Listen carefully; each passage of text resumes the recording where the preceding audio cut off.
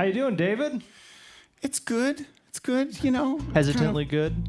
The kind of bleary, you know. I didn't get a lot of sleep, so it's always a treat to be held accountable by songs that mark a more evolved sort of spiritual state than I actually can sustain in normal life. Well, I'll try to keep the questions a little easier then for you. No, the questions could be telling, as long as they're, you know, so a train sincere leaves for from, you. No. I actually have a song written about that. Really? I have a song written like a math problem. I mean, I knew that. Let me play that one after the interview. So you recently did Cycle Oregon. You took your bicycle. That's true.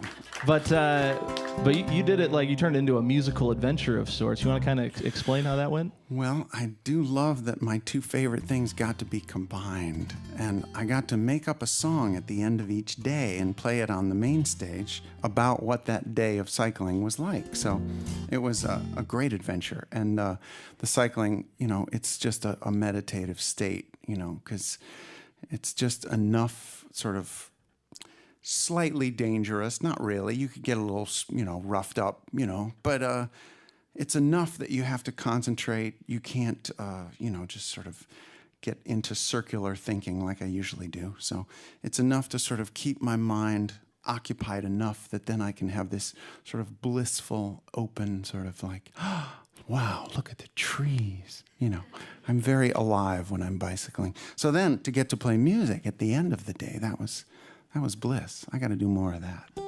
So did you wrote songs along the way? Well, one song for each day. Yeah, just sort of.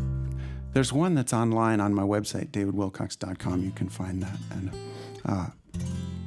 it's about one particular day that some great rhymes in there, but spontaneous songs are my favorite thing. So when I was on your website, I saw you're doing a concert for the end of the world, which certainly caught my attention. In Asheville. Well, it's actually the day after the end of the world, so that's why. Not going to be well attended. Well, no, actually, the T-shirts say it's the end of the world tour, one date only, and you know, advance sales only, no refunds. So it's going to be in Asheville. I usually do a Thanksgiving show in Asheville in my hometown, but this was just such a great opportunity to play after the world didn't end.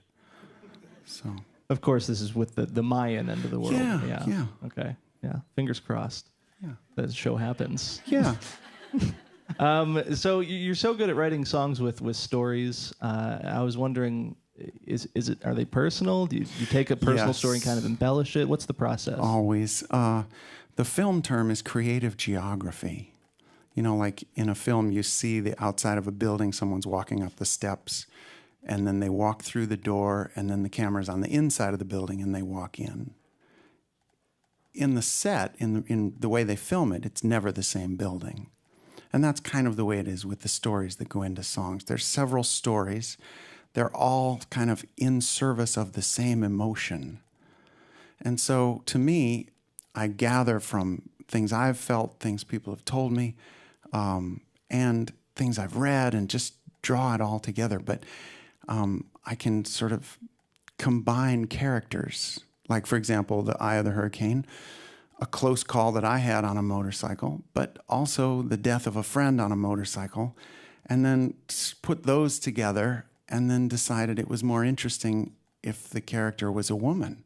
So that kind of changed it. It made the reasons for the going fast a little more interesting. And so combinations of true stories. Yeah. Do you have a song that you consider the strangest thing you've written a song about? Any crazy life experiences? Probably. I mean, not that it's crazy, but just that it's an unusual topic for a song. I would say After Your Orgasm is probably...